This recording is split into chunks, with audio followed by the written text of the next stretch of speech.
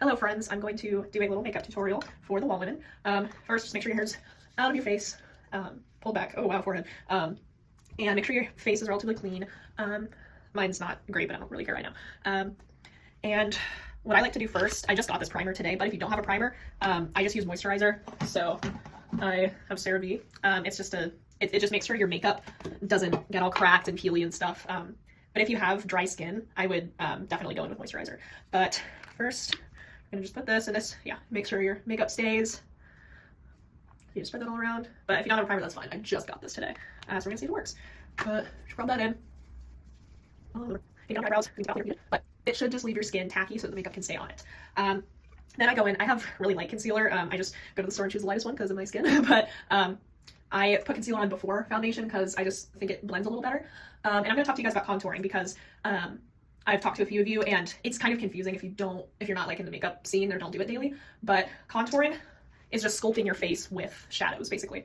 And when you're blending, if you're using a blending like whatever this is called, get it wet first, but squeeze out the excess water.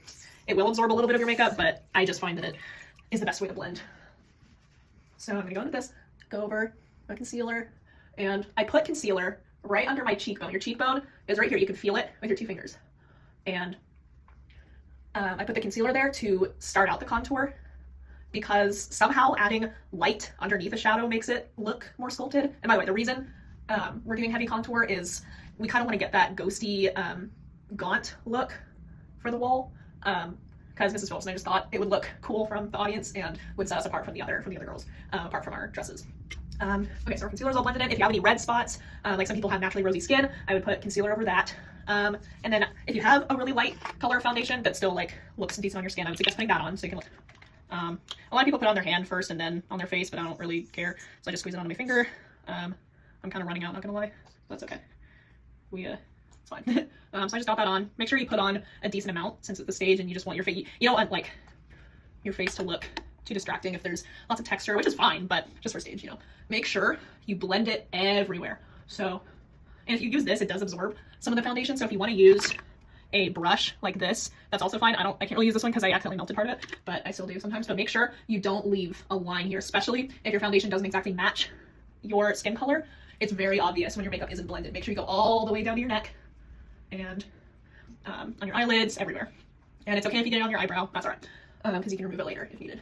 But now it's all pretty much blended, and we can go in.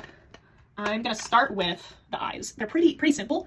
I have a contour stick, and a contour, it can be cream, powder, I'm not really sure, I use cream, but make sure it is not a warm bronzy color like this is called bronzer, and you can see it's meant to make you look sun-kissed and tan and glowy, but contour is meant to create shadows, and shadows aren't warm, they're dark and cold. So, and since we're going for a very dramatic eye look, I just like to rub this on my eyelid, and later we're gonna put some under the eye, just for a good base, and then I just kind of pat that as a good starter. Then if you don't have like very good brushes, it doesn't really matter. I think you can do it with whatever you have. Like I'm gonna use this. It's a concealer brush, but I don't care. I dip it into, I have this makeup palette. I'm using this shade right here. It's kind of a gray tone. And it's gonna mimic the contour, but as eyeshadow. And we're just gonna pat that around the crease. Your crease, you can feel it. It's like right where your eyeball, like the top of your eyeball is. And so you can just kind of pat that around. You can add a lot, I think, just as long as it's not like, whoa, what is that? But so you can kind of see it's just creating a little bit of dark. Then I go in with, now be careful with this, I use a little bit of black. What I do is I just tap with my finger like that, and I very lightly press around the crease. And it's okay if it looks a little blocky right now because we're gonna blend it in. Another one for this eyelid, so it should look like that. And then you can go in with the gray shade again and blend that all out. Now there's a little bit more black here than on the other eye, so I'm gonna add a little bit more to the one with less. And then you can just pat, pat, pat, pat, pat, pat, so it blends out and just creates a bold but not distracting eye look. And that's basically what I do for the eyelid. Now for the bottom of the eye, I take the contour stick again, and I just go down to my dark circles.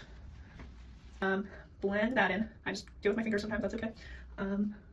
And I go in with the same gray.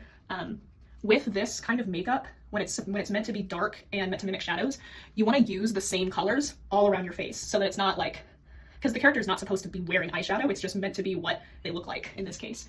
So you can go in with the eyeshadow and bring it down, not too far down, but stick to where your eyes crease if you smile. And just add a little bit of dark. Don't make it too like black, but this is what it looks like right now. I might add just a little bit more black. I'm gonna use this brush to make it a little more even. And I'm gonna put that in my crease. And with this, don't go in with crazy dark immediately because you can build it, but if you go too dark too fast, it's a little harder to fix. Just blend it, make sure there's no harsh lines, so it's not distracting.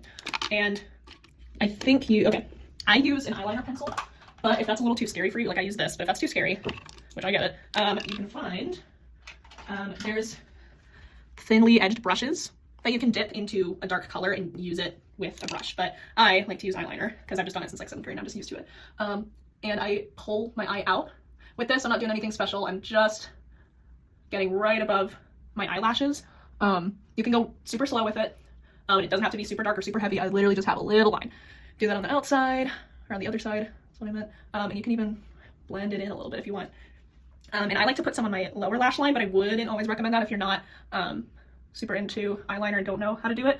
But I like to do that and then blend it out of it like that. So it should look like that.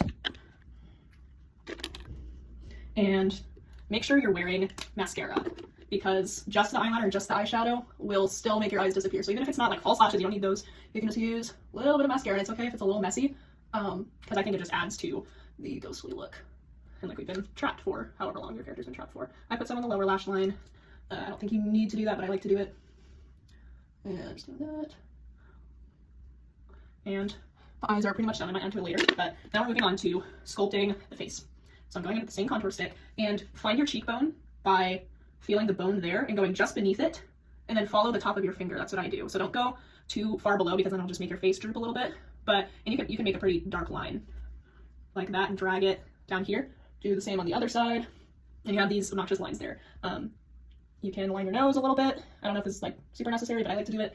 A lot of this, putting the color up here and possibly on your jaw, just makes so that the color isn't sticking out as unnatural because that's very distracting. And I'm using a brush here because using this doesn't quite work as well for me. And it's okay if it looks super dark because I think that's okay. It can be a little dramatic, but just make sure it's blended. You can't see like a sharp line, but it's just gonna make it so that your jawbone looks a little more snatched and a little more gaunt. I've only done this look a few times, so I haven't like perfected it, but as long as you just add some darkness to your face, on a pale face especially, it works. So now we're gonna go in. I have highlighter. If you just have light eyeshadow, that also works. I just dip my finger in and put it on the top of my cheekbone. Sorry, mascara there. There, you can put some on the bridge of your nose, some up here. I don't really go too crazy with highlighter for this.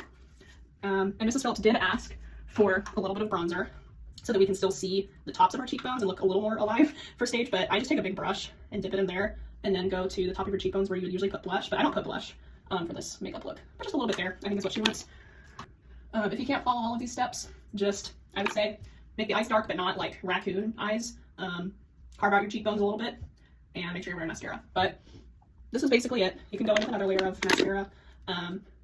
If you have setting powder or just makeup powder, I use this. It's like skin colored powder, and I take my powder brush, dip it in there, but then you gotta tap it so that there's not just like a pile on your face. I'm gonna tap it there. This does make the makeup you put on a lot lighter, but it makes sure, like if you start sweating, which I know we're all sweating up there, it makes it so that it doesn't go away.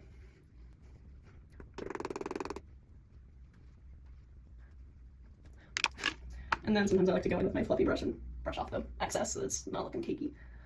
Also make sure to not put creamy products over powder. That is a surefire way to make your makeup look cakey and unnatural. I forgot. I also go over contour with, I use a blush, so I just do something like that. And I go with that same ray that I used for the palette earlier, over here. And I just rub a little bit of that in there and go over in case I need to darken. And I just swipe back and forth where I put the line from earlier. And that seems to kind of do the trick. You can bring it pretty far down, I think. You can even put some for your chin, or like around your temples. And it's okay if it's not perfect. It's all right. It's not like the judges are going to be like, I see a little bit of a not blended right there. No, they don't care. It's fine. Unless someone says something about it, don't worry.